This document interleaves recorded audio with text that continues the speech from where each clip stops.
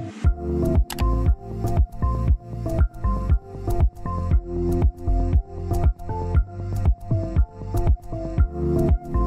everybody, you're very welcome to the third of 6 seminars in our current Connected Tech seminar series, which is focusing on emerging technologies. They're running each Friday at 3 p.m. and this series is part of our wider Connected seminar series, which we invite experts to discuss with us the key trends and the key challenges that are facing business and wider society. And today we're delighted to be joined by Lory Kehoe, Assistant Professor at Trinity College and Director of Digital Assets and Blockchain at BNY Mellon. Lory has published extensively across Irish media in the area of blockchain and fintech, and is also a founding member of Blockchain Ireland, the National Blockchain Initiative. So we're very grateful that you've joined us this evening, Lory, and we're really looking forward to hearing your insights on blockchain and digital assets. Fantastic, Dr. Sweeney. Thank you very much for the opportunity to be with you, and great to meet the rest of the group, and looking forward to the conversation and all the questions, and hopefully I'll be able to answer some of them. Great, thanks. So we have gathered a series of questions, and I will just encourage participants as well to pop any questions that you have into the chat, and I'll keep an eye on that. But to begin with, I suppose I'm conscious that we have a broad audience here this evening. Some will probably have more knowledge and experience of blockchain than others. So could I maybe first ask you to explain what is blockchain and kind of how does this technology work? Sure. Okay. And there's a few ways to look at this. And the first thing that I'd say is when people hear about Bitcoin and blockchain, and I feel like they kind of come up to me and they kind of say, look, I don't really get this whole thing. And in a lot of ways, there isn't a huge amount to get, right? And what do I mean by that? We have the internet, we do stuff on the internet that makes sense to us, that creates value for us, that creates businesses, but we don't know how it works, or the vast majority of us don't know how it works. Similarly with electricity, there's value from it, we use it, but a lot of people don't know how electricity works. So blockchain is a funny thing, which is great, by the way, right? A lot of people are very interested in how it works, but really the main thing is, what is the value that it creates? So never lose sight of that. That's probably kind of point one. Point two, the way I would describe what blockchain is very crudely is that it is actually at its core a database. So we can't get more, I guess, unsexy depending on, I guess, your opinion, but ultimately it's a database, it's a shared database. And that is ultimately what it is. So I have a copy of the data set, but Lorraine, so do you, and so does everybody else in this call. So it isn't a centralized database where I own and manage and control all the data and keep my arms around it. We all have an exact copy, exact instance of it. So if you think about it almost for a second, it's as if we were all working together on an office floor. It's as if there's a ledger in the middle of the room and we are recording information into that ledger, which we all have access to. But then it goes to a step further where actually we're all holding the pen simultaneously. So we all must, I guess, agree to every transaction that gets recorded. So if there's 50 people on this call, 50 of us are holding the pen, so we all have to agree, yes, Lory has done this, now he owns this, and Lorraine sent it to him at this date, at that time, blah, blah, blah. And that's what gets recorded. Everybody says yes, it gets added, and we move on to the next transaction, and so on, so on, so on, so on. So that's really at its core what it is, a shared ledger with some unique characteristics. The third point that I'd say really is that there are some unique characteristics with it, right? So, and let me explain what they are. So I think there are probably 4 key characteristics.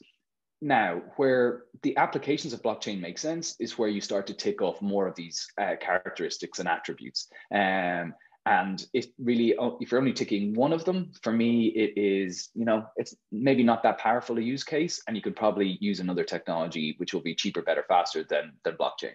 So it's definitely, I guess, blockchain is not always the answer, is probably an important subtext. But going through those 4 characteristics, because I'm conscious of this being the longest intro ever.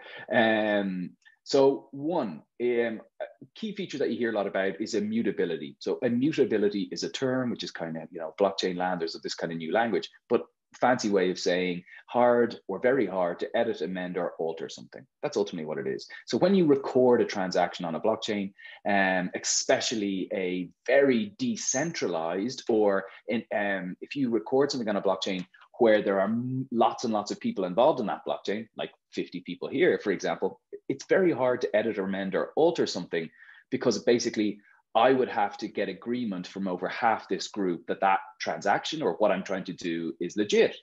So if I try and do it on my own, my data set won't sync with everybody else's. And basically I could be trying to pull a fast one and you go, hey, Lory, you don't have that money, or that transaction is not valid.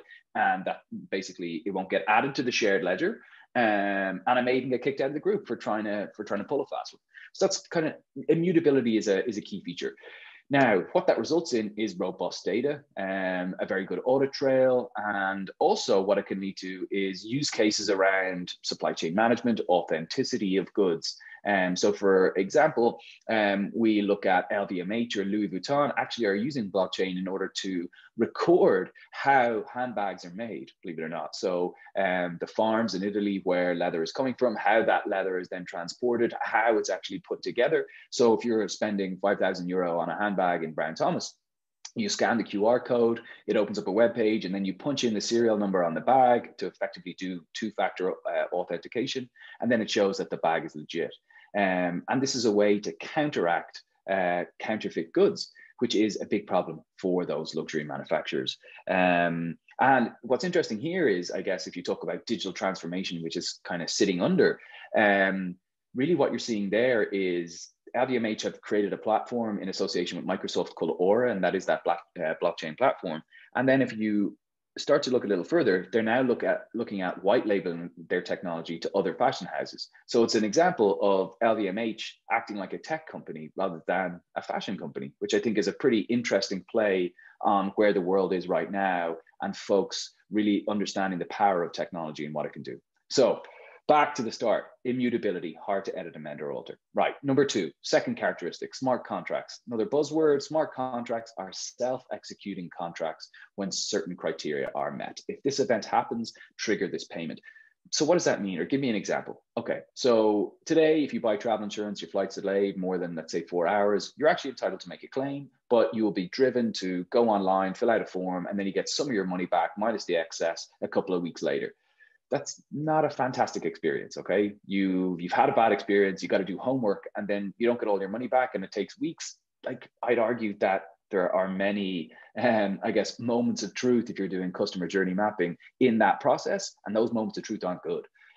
So how do we use technology to make that a better process? And a way to do that is we kind of think of what consumers expect nowadays, which is free, perfect, and now in terms of platforms. And so free can be challenging, but certainly perfect and now from a customer experience perspective can be provided. So if your flight's delayed more than 4 hours, effectively smart contracts are executed. They link up with flight trackers and payments are made automatically to your bank account. You don't have to fill in any forms and you get the money instantly. And that's actually something which AXA has built. It's a product called Fizzy. So this isn't, I guess, talking about too much stuff in the future, but this is happening now. Okay, that's number two. Number three, we talk about decentralization. And decentralization is kind of a concept I mentioned a minute ago. So instead of one entity having all the data and taking control and ownership, it's spread. So I have a copy, so does Katrina, so does David, so does William, so does Teddy, so does everybody on this call. Everyone has a copy of that. And that is a big feature of blockchain technology. It is distributed or distributed ledger technology or shared ledger. And that's where the name comes from. It is spread. So not one entity owns everything. And the more decentralized it is, the more powerful it is because it's harder to hack. Because basically, if you have a group of, let's say, 5 people that are running a blockchain, you need 3 of those folks to come together to basically say, hey, this is actually the truth. And they can overpower the network based on that majority. Whilst the bigger the number that becomes, it becomes harder and harder for groups of entities to come together to try and overpower 50% of the network, or what's called a 51% attack. So there's actually strength in numbers. So that's an important piece to note. So that's what really decentralization is all about. It also has a thing called automated redundancy. And automated redundancy effectively means that there's backups built in. So because it's decentralized, if something happens to my data set, I can refer to Lorraine's or Colin's or whomever's. And that's it. So that's what decentralized is. And I think if we look at the Bank of England, they're looking at blockchain technology as a form of record keeping for the financial system in the UK. And Governor Andrew Bailey and Mark Carney are folks who are looking at this. So again, there's kind of proof points and data points, and it's not just me making up kind of crazy stuff. The fourth point I'd say is in relation to cryptography. And cryptography, right, what we're talking about here is, and I'll get more into this a little bit later, but how does blockchain work is really the key thing. And long story short, a protocol, the Bitcoin blockchain, was written in 2009. And in that was basically the blockchain. You can't explain Bitcoin without blockchain. And basically a block is created, or the Genesis block is the first block. Transactions take place. They're then validated through the process, through an agreed process as to how that specific blockchain works.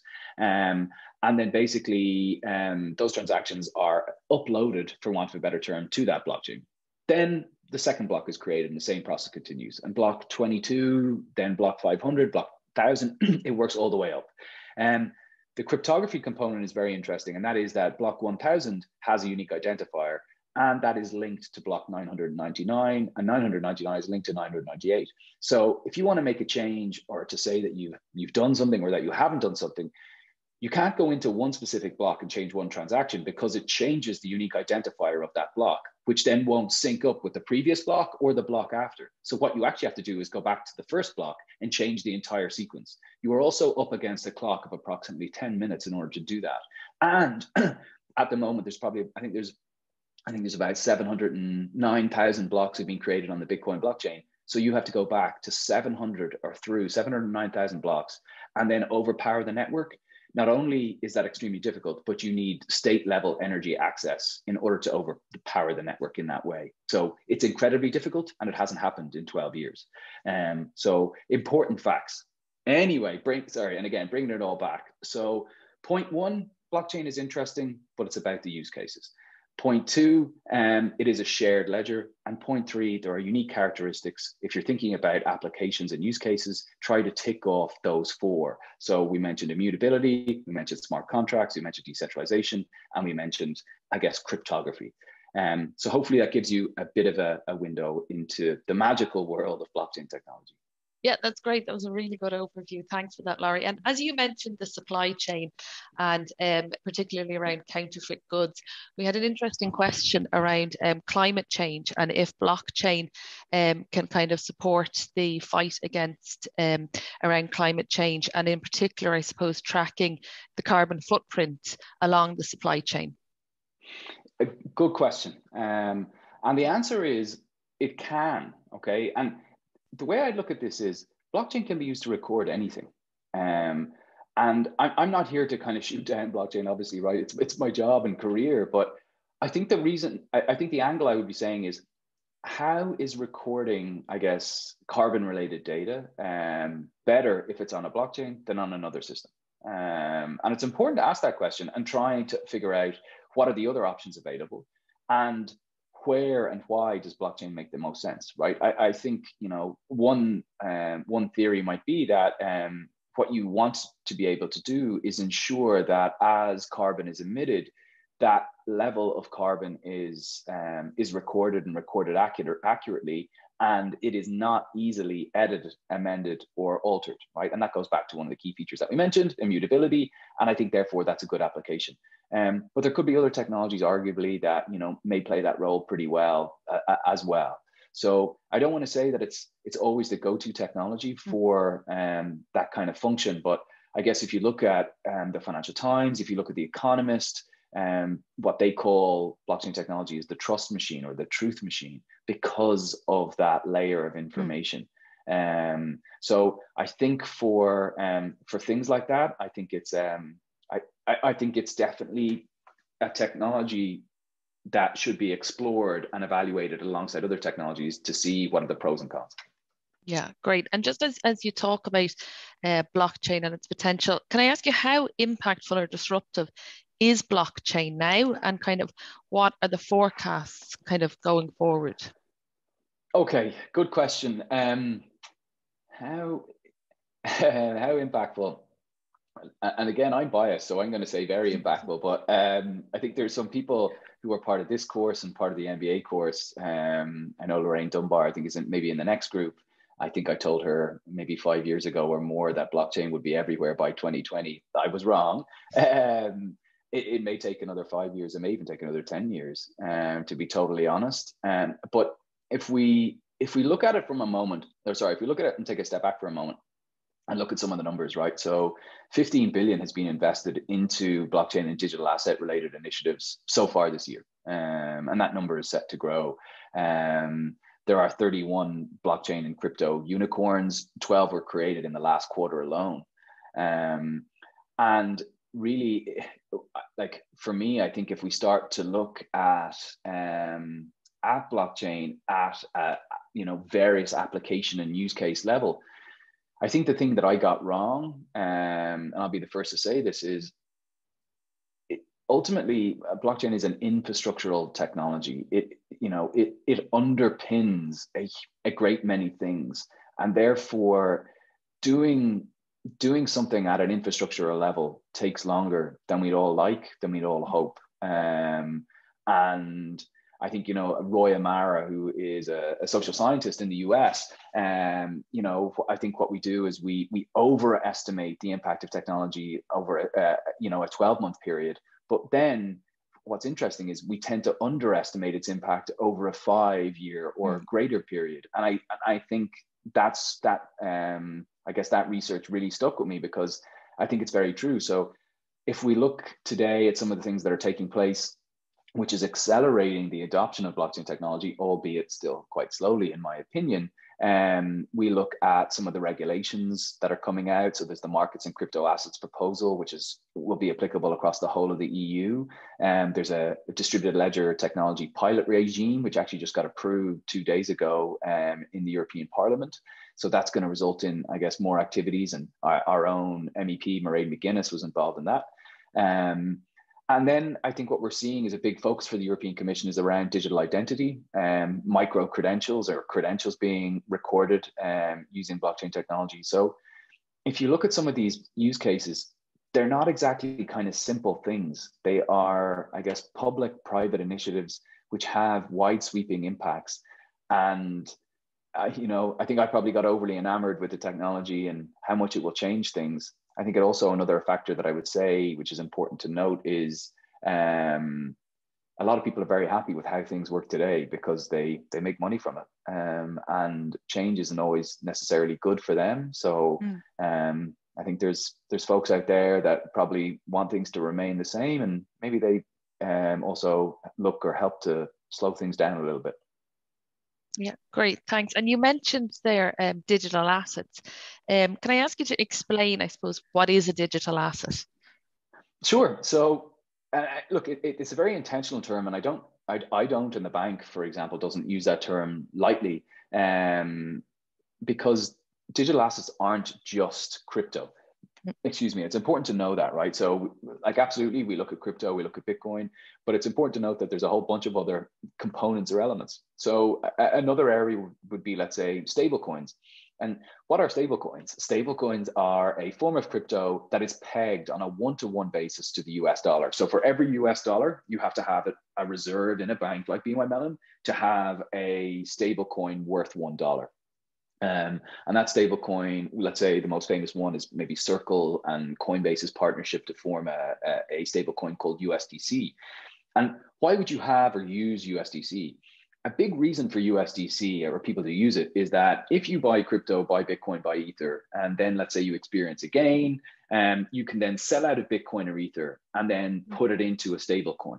And the reason people do that is to prevent going from Bitcoin and then back into cash, because you're going to pay a fee, and that fee can be pretty hefty. And that's why Coinbase is actually now worth more than BNY Mellon, right? BNY Mellon's been around for 237 years. Coinbase has been around for 8, and the market cap of Coinbase is currently 50 billion. I think BNY Mellon's might be about 48. So they're making a lot of money from those fees. Similarly, if we look at Revolut, they have a banking license application in, they can't lend. How are they making money?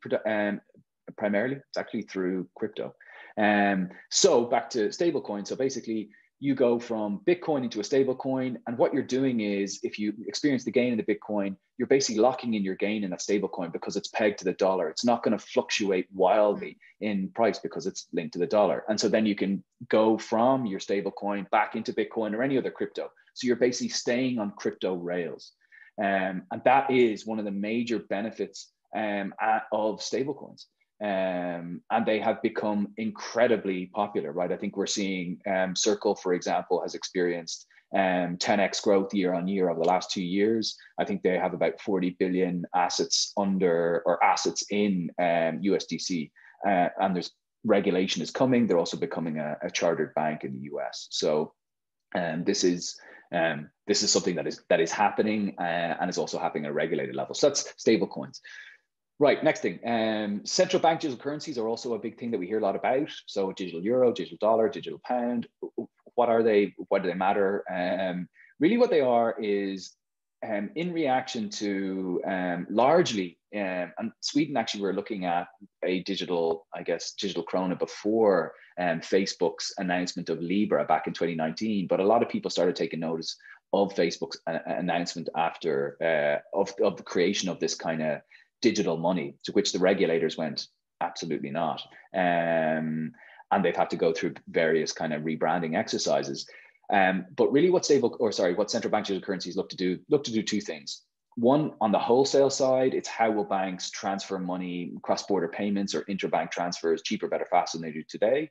And at a retail level, what they're trying to do is they're trying to bring in more people into the financial net. From a financial inclusion perspective, they're trying to stay relevant in terms of a currency perspective at a global level and compete against tech companies and their currencies, whatever they create. And they're also trying to create ways for individual wallets. So if I'm living in, let's say, Southwest Kerry, and I have a digital wallet, and there's a big storm and my roof is blown off, the government would be able to issue direct to my digital wallet aid in relation to that event. So it would be pinpoint accuracy that aid can be provided. Now, there's the other side of that is surveillance and privacy. If there is a digital euro, it will be digital from start to finish. So if I get it and I pass it to you, to Lorraine, and it goes to everybody in this group, the government will see and have visibility of every single transaction, which makes money laundering a lot harder. But it also brings up privacy concerns. So what would I say about central bank digital currencies? I think they're going to happen, but I think it's going to be 2025, 26, really before we get to an interesting stage. And I think it will be even 26, 27 before they start coming into our lives, even at a very early stage. So there's an awful lot of considerations. It might even be 27, 28, 29 before they come into effect. So it is, for me, in crypto language, that's a long-term play. Another area are tokens, and tokens are just digital representations of anything, right? You can tokenize a pen, but why would you do that? What's the value? And that is the good question, the right question to ask. People tokenize things for various reasons. It can be that there is an expensive or illiquid asset, such as a piece of commercial real estate, which they want to tokenize and break up into smaller pieces, and therefore make that expensive asset accessible to a bigger base. Like, I can't afford a commercial piece of real estate, but I might be able to afford a portion of it. And I want to be able to buy that easily in the same way I buy stocks or crypto through Revolut. Why can't I buy tokens representing parts of assets? And that's a big feature of tokenization. So you're getting access, you're getting liquidity. Those tokens can be bought and sold without the underlying asset having to be bought or sold. And you can also program those tokens to perform in certain ways. Interest can be paid at a certain date, or you can limit the people who own them based on rules that you created to start. And then finally, an area which is, I guess, has grown massively are non-fungible tokens, which you've probably seen all over the internet or TV or whatever. And they've grown over 7,000% over the last 12 months. So the rate of growth is just undeniable. And it started with a piece of art being sold, and it was a piece of art. And actually what it was a digital representation of a piece of art. And it was sold for $69 million by an artist called Beeple. And basically, you don't own the rights, you own this specific image, because a non-fungible token means that you are the unique owner. There'll only be one token, and you are the unique owner of that, no one else. That's what it means by non-fungible. It can't be traded or exchanged for something else. There is only one of it. So it's scarcity is the big feature of these things.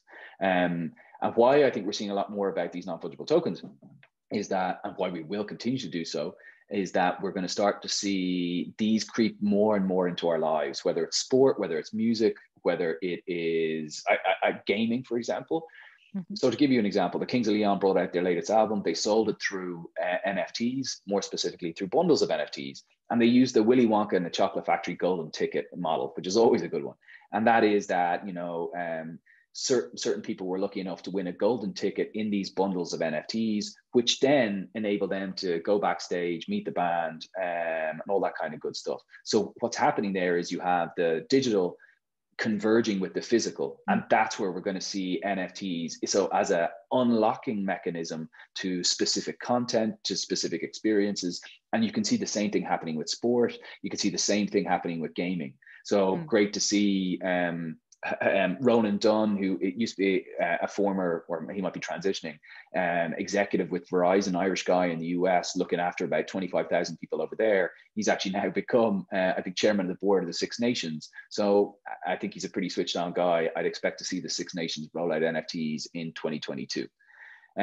So digital assets, another long-winded answer, but there's so much stuff going on. It's crypto, it's stable coins, it's CBDCs, it's tokens, it's NFTs. Great, thanks. And just to focus on cryptocurrencies and some of the things that you mentioned, we might come back to there, the really interesting points. But in terms of cryptocurrencies, can you tell me about some of the companies that are accepting cryptocurrencies and kind of how has this, I suppose, changed over time, and how do you see it going forward? Will we get to the point where everybody accepts cryptocurrencies? Good question. So how have I seen this change over time? Slowly is probably the way I'd start it.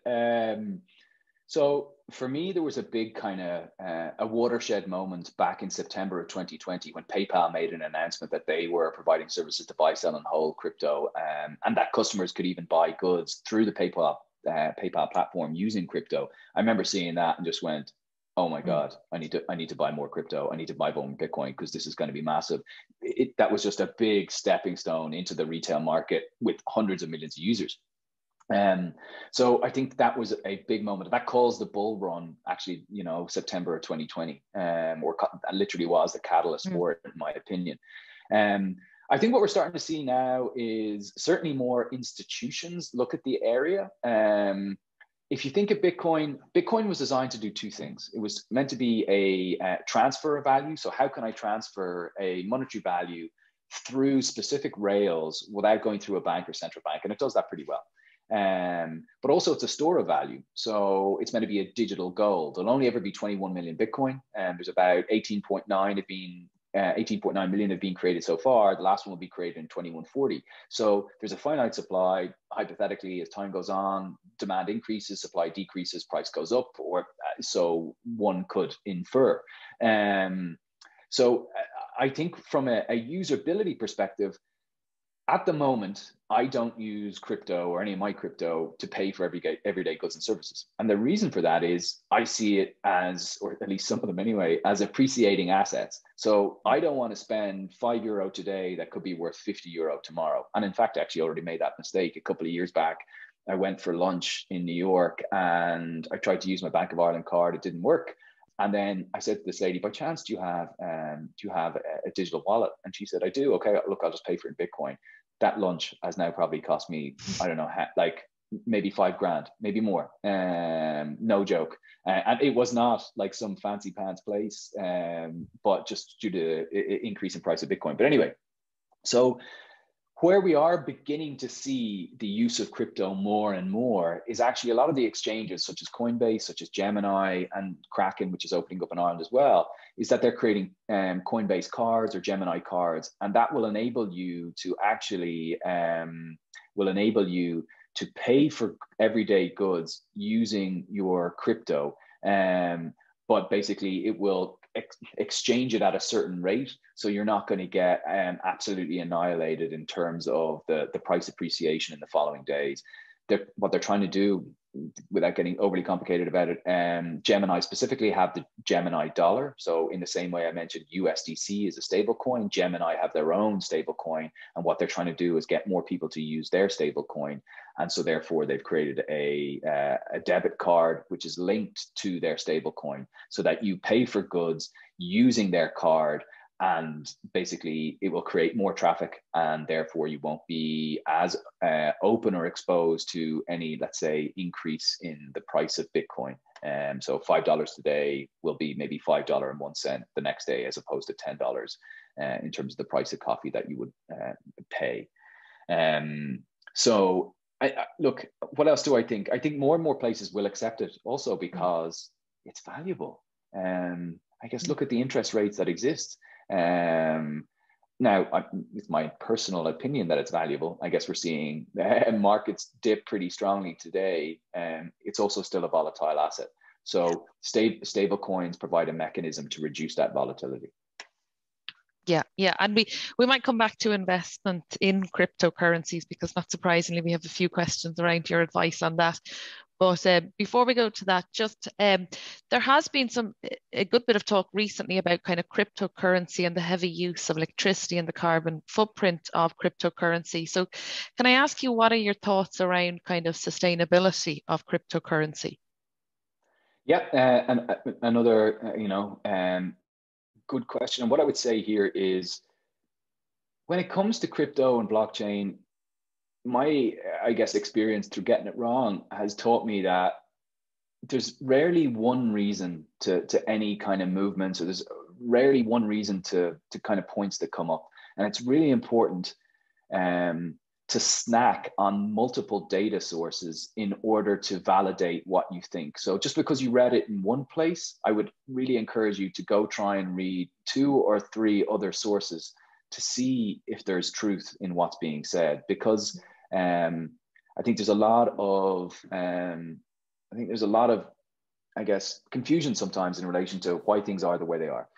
Getting back to the ESG question, I'm not trying to run away from it. So number one, I think what's really important is that, what is the source of the energy that is being used for these Bitcoin miners? And I need to go back a second to explain Bitcoin miners.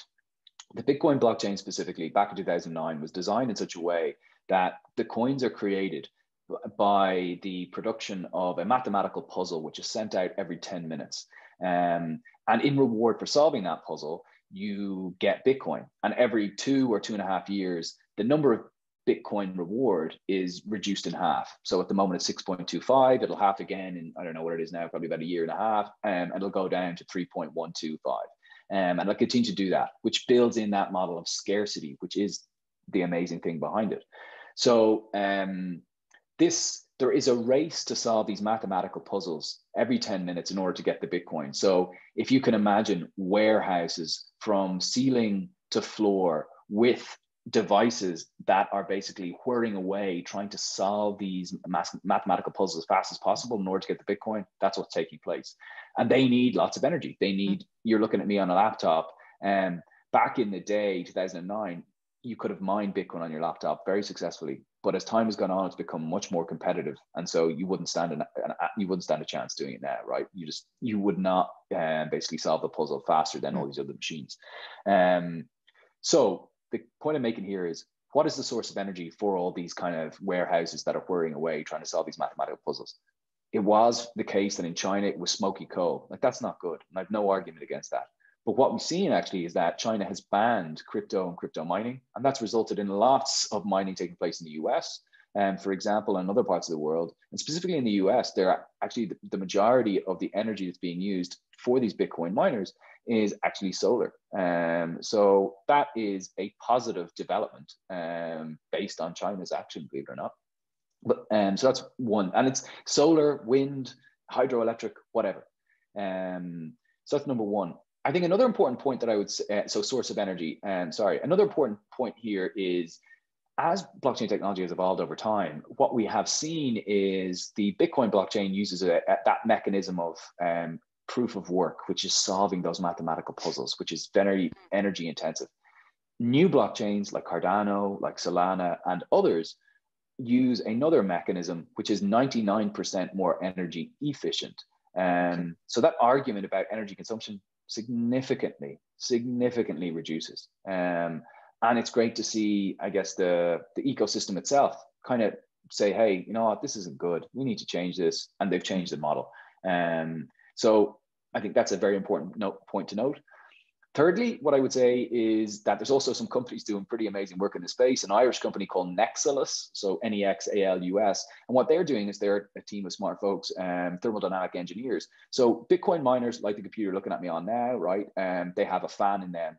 And basically air is sucked in to cool the device. And that's why it pumps out hot air that sometimes you feel if you're trying to fiddle with the wires at the back. And what their, I guess, experience has told them is that air is not great at cooling, and water is a lot more efficient. So actually what they have is water cooling Bitcoin miners rather than air because it's more efficient. So water comes in, cools the silica or the chip, and then instead of the hot water being thrown out, they go a step further and they're looking to redistribute that hot water to parts of the community, to apartments, to gyms, to schools. So they've hot water. So I really love that idea. So they're using renewable energy for Bitcoin miners, and then the byproduct that comes out is also being redistributed. So this is a really smart way of, I guess, continuing the function of the, I guess, various blockchain networks that are out there. So that's point 3. And then I think point 4, like a lot of things in life, I guess you get a little older, you start kind of thinking about things perhaps on a bigger field or other factors. And there's a great piece of study done by the Cambridge Center for Alternative Finance. And what they've done is they've looked at the energy consumption of Bitcoin, right?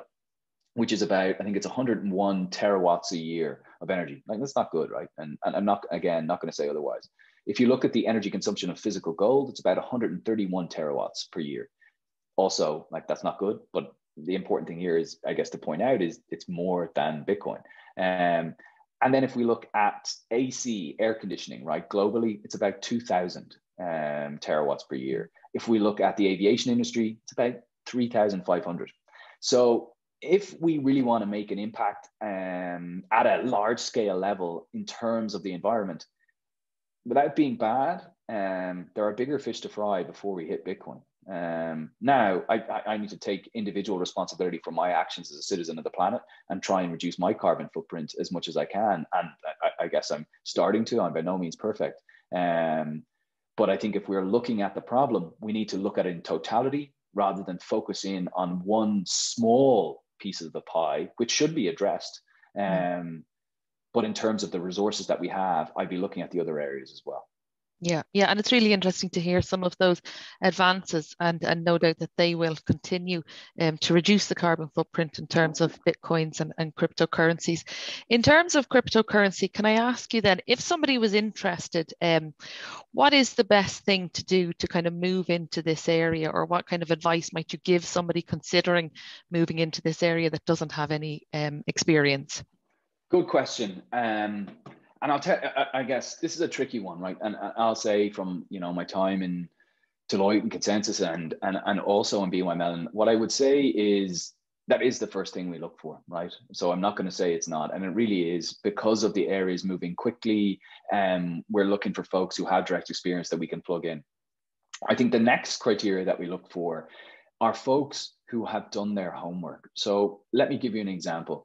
I interview people and they're really well qualified individuals. So I interviewed recently a guy from Harvard, MBA, really smart guy, the kind of CV that, if you were to imagine, you probably put it down. And he was the guy I was interviewing. And then we started talking, and I just said, look, what do you think about the crypto market? What do you think about digital assets? What are the big themes? And really what was clear to me is that it was, for want of a better term, it was a bit of a bandwagon item. So I think it's become popular over the last, 12 months maybe. And a lot of people are interested in getting into it, but they haven't done their homework to really demonstrate that. So how can you, a lot of people are interested in crypto. Show me, prove it to me. How, what have you done to demonstrate that you've gone above and beyond to say, you know what, I want to make this my career. And so to give examples, I think of where people have demonstrated that is they may have done a course specifically in it. So I know there's courses, let's say there's an online program in MIT. There's one with Oxford. there's a bunch of different programs that you can do all around the world, and they're online. And some of them cost more money than others, and I appreciate people are already studying on this call, especially. But look, that is a way, I think, to demonstrate that you're serious.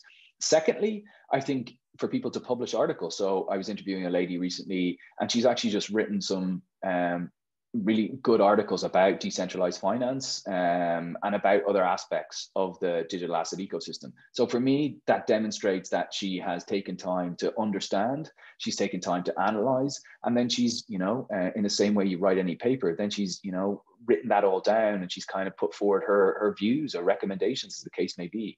So that for me is somebody who's got off their butt and actually kind of put their money where their mouth is, in terms of saying, you know what, I am interested and I do want to get into this.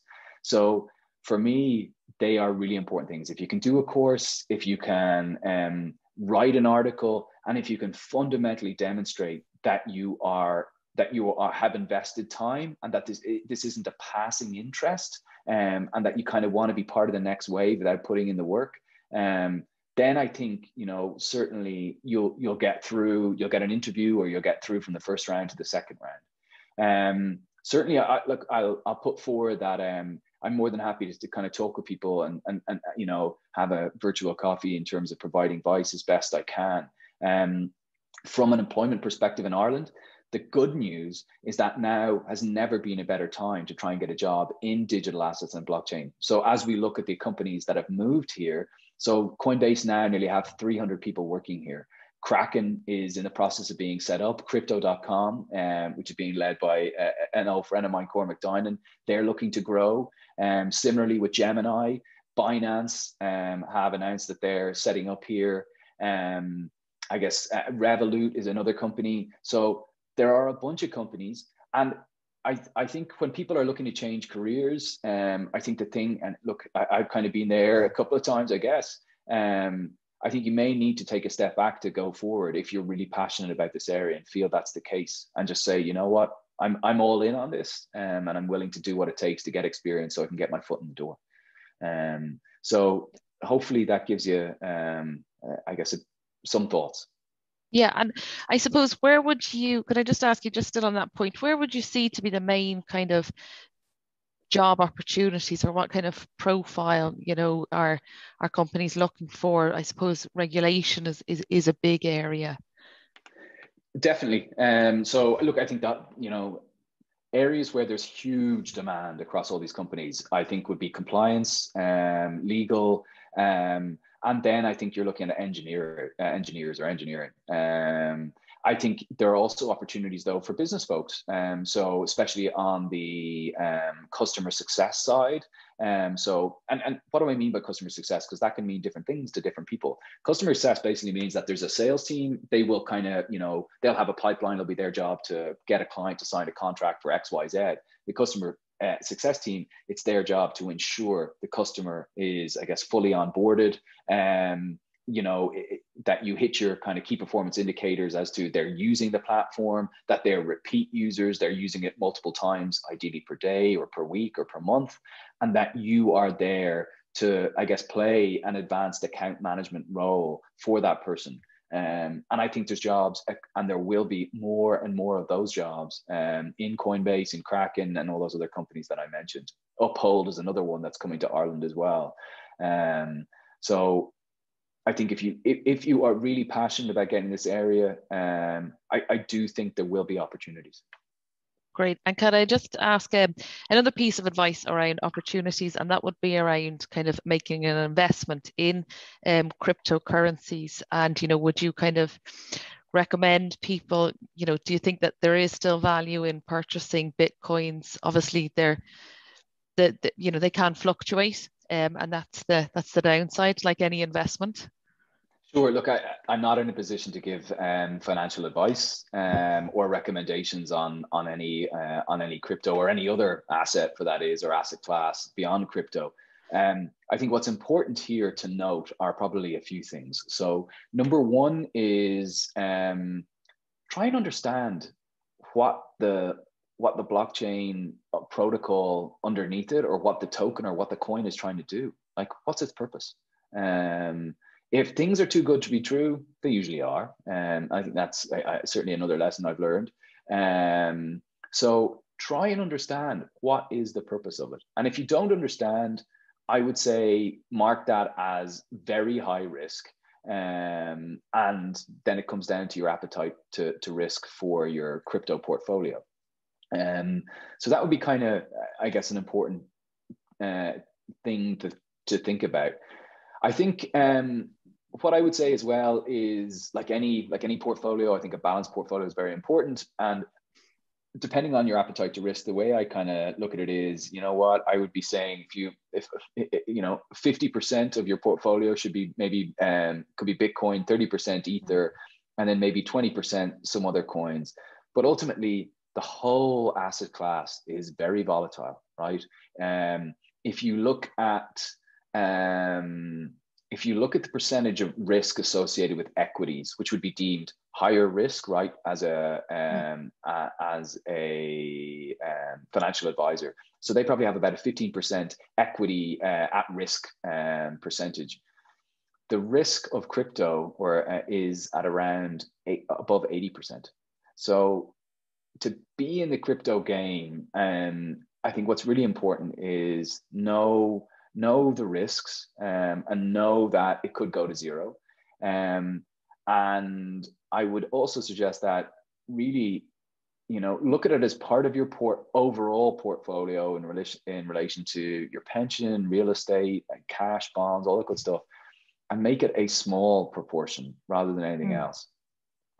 So, betting the house, you could win big, you could lose it all. I also think you've got to be willing to ride out the highs and lows based on the market. So we're seeing just Bitcoin, hit $54,000 today. It was $67,000 maybe 10 days ago. So there are significant movements in the market, which are not like any other, right? FX, that market's pretty volatile. It is nothing on crypto. So I think to recap what I say is, number one, what is your overall strategy with crypto? Like, what's your target? If you buy at X, have a selling point that it goes up to that, I'm going to sell out, or at least sell some of it. Use it as a diversification mechanism, but understand your appetite to risk. They would be the factors that I would consider, as well as trying to understand a little bit more about the underlying technology or the protocol or the companies and the people that are involved, like you would any other investment. Okay, great. So I'll just take a question here from the chat. I'm conscious of time, but there are a couple in here. So one, we have, just going back to blockchain. Blockchain takes away the leverage that countries, banks, and other intermediaries have due to its decentralization. Worldwide, we have seen a growth in nationalism, which I suppose completely conflicts with blockchain. How do you think this will play out in the future? Will countries like America, Russia, and China accept digital money and use blockchain? Okay. If we look at why Bitcoin was created in the first place, it was to get around exactly those principles. Bitcoin doesn't know borders. And the reason why it was designed was to get around that. So that is the ethos behind Bitcoin specifically, and many other blockchains, by the way. So if a country tries to ban it, I think there'll just be other versions that come up and are formed, and those countries will have to try and deal with that. Like, if we look, China has banned everything to do with crypto. Ironically, they haven't banned their own central bank digital currency, and commentators are writing that the reason why they haven't banned their own cryptocurrency is because they banned everything else so that people would actually adopt the national digital yuan, which I think is a pretty interesting insight. But anyway, back to this. So one, very hard to kind of ban things outright like that because they'll just pop up somewhere else. Two, they haven't been banned to date because governments around the world see benefits in the underlying technology. And this is the challenge that regulators have, which is they're trying to balance innovation with stability and protecting consumers. And that's why blockchain and Bitcoin hasn't been banned, because they see benefit in it. They even may end up using it in some way. So I think that is a very subtle but important point. So maybe, there's some thoughts in relation to that. Look, constantly evolving from a regulatory perspective, but the good thing is, and within the Bitcoin and blockchain space more broadly, is that regulation, despite what people may think, regulation is welcome. It provides rules of the road, which helps people operate within those rules of the road. So from a banking perspective, where it's impossible to operate, where there are no rules, makes it incredibly complex to operate, and it's too risky. And so especially regulated entities, they just simply go, if there are no rules, we're not participating. We don't go near it. So rules are actually really good. It'll increase adoption. Great. And another question here from chat, again around blockchain. How does it deal with the right to be forgotten across different legal areas? Good question. And that is something the European Commission is working through. Yeah. So GDPR and the right to be forgotten, that is something that's being worked through. I don't have a better answer than that. I think it's a good point. It's a challenge. One of the areas that's being looked at is that effectively the information that will be recorded on a blockchain may be the case that the keys that have access to that information will effectively be destroyed. So the data would stay, but the access points would be burned or would disappear. So that would be a mechanism for the access to that information to be, to be eliminated and gone forever. So data remains, access is gone. And that's something that I know is being looked at. Okay, very interesting. A question here then. Mark Zuckerberg mentioned NFTs twice during the recent conference announcing Meta's plans for the metaverse. Do you see blockchain growing as a critical infrastructure for metaverse and for NFTs? Hopefully. I think it's pretty exciting. I don't know, right? It would be the short answer. I think there's kind of crazy stuff going on since that announcement, and Decentraland and Sand and all these kind of people buying virtual properties and stuff like that. Truthfully, on my side, I actually haven't had enough time to dig into it to really, I guess, provide any meaningful thoughts.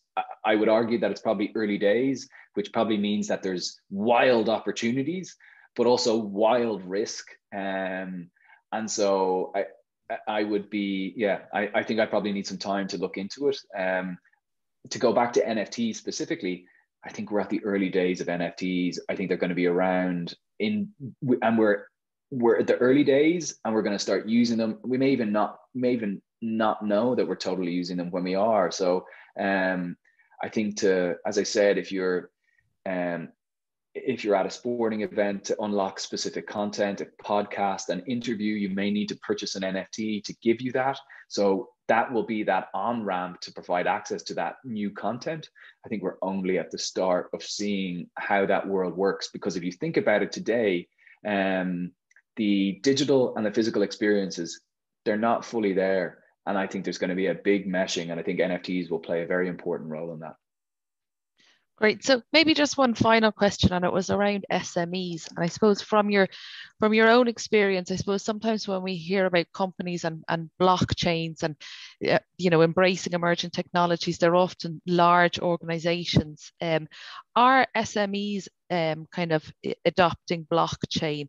I suppose probably through supply chains, but is there more opportunity maybe for SMEs? What would I say here? What is the unique value that blockchain is bringing in that scenario? How is it different to what happens today? And if there is merit in that, then it will become a new standard. But standards take time. So I'd argue that I think standards using blockchain are forming. I don't think they're there yet. I think it's probably an expensive business for an SME to try and create that standard, as opposed to what happens today. So for me, I would be thinking, as a business, as an SME, what do I do? What's our strategy? What do our customers want? How best do I achieve those things? And what's the best technology to do that? And if that is blockchain and smart contracts and all that good stuff, great, go after it and build those products to, delight your customers. But I would be evaluating other technologies to achieve those goals as well. Great. And we're just coming up on time. So I'd just like to thank you again, Lory, for your time. That was a really interesting discussion. You gave us great insight into blockchains and digital assets. So thanks again. And just to mention briefly again to the participants, we are on week 3 of our 6-week seminar series on emerging technologies. So we hope that you join us for the next 3 weeks. And next week, we'll be discussing artificial intelligence with Alessandra Saller and David Kerrigan. So do come along and join us if you can. So once again, Lory, thanks. Pleasure. Thank you.